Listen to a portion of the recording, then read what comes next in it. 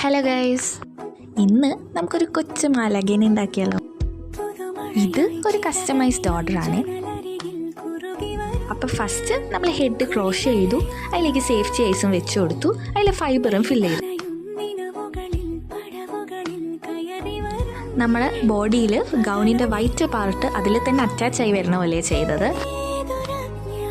നമ്മുടെ ഗൗണ് നമുക്ക് നല്ല ഫ്ലെയർ ആക്കി എടുക്കാം.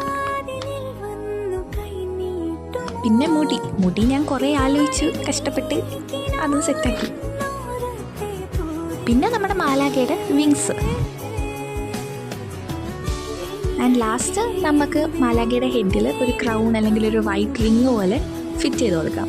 അപ്പോൾ ഫൈനൽ റിസൾട്ട് കാണണ്ടേ. അപ്പോൾ എങ്ങനെ നമ്മുടെ മാലാഖ കുട്ടി അടിപൊളിയായിട്ടില്ലേ? നിങ്ങൾക്കൊക്കെ ഇഷ്ടമായോ എന്ന് പറയണേ. അപ്പോൾ ശരി, ബൈ.